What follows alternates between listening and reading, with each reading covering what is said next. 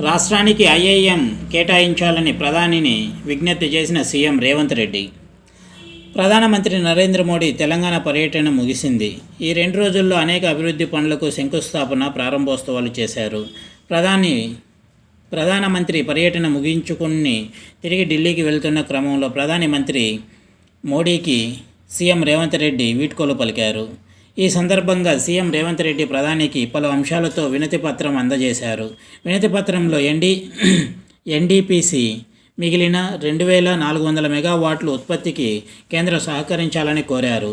రాష్ట్రం నుంచి అన్ని సహకారాలు అందిస్తామని చెప్పారు. మూసీ ప్రక్షాళన, రివర్ ఫ్రంట్ అభివృద్ధికి సహకరించాలని రేవంత్ విజ్ఞప్తి చేస్తున్నారు. హైదరాబాద్ శ్రీశైలం జాతీయ రహదారిపై అమ్రాబాద్ ఫారెస్ట్ ఏరియా మీదుగా ఎలివేటెడ్ క్యారిడార్ నిర్మాణానికి సహకరించాలని కోరారు. 2022-23లోనే కేంద్ర ప్రభుత్వం డిపిఆర్ కోసం 3 కోట్లు మంజూరు చేసిందని రేవంత్ గుర్తు చేశారు.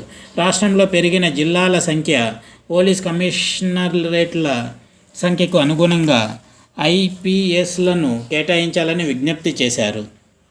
అత్యవసరంగా 29 పోస్టులను అదనంగా కేటాయించాలని కోరారు. హైదరాబాద్ రామగూడెం, హైదరాబాద్ నాగ్పూర్ రహదారిపై రక్షణ శాఖ భూముల మీదుగా ఎలివేటెడ్ క్యారిడార్ల నిర్మాణానికి ఓకే చెప్పినందుకు ప్రధానికి రేవంత్ రెడ్డి కృతజ్ఞతలు తెలిపారు. వీటితో పాటు క్యారిడార్ల నిర్మాణానికి కంటోన్మెంట్ ఏరియాలో 178 ఎకరాలు రాష్ట్రానికి బదిలీ చేయాలని కోరారు. అలాగే తెలంగాణకు ఒక ఐఐఎం ఇవ్వాలని కోరారు.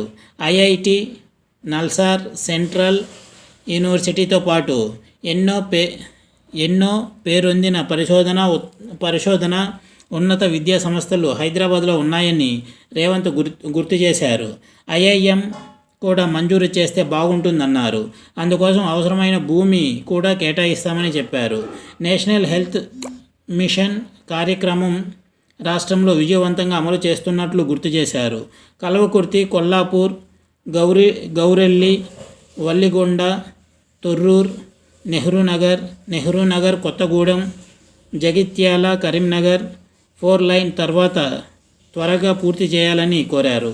వీడ్కోలు పలికిన వారిలో రేవంత్తో పాటు మంత్రి పొన్నం ప్రభాకర్ ఉన్నారు. ఇది వ్యూవర్స్.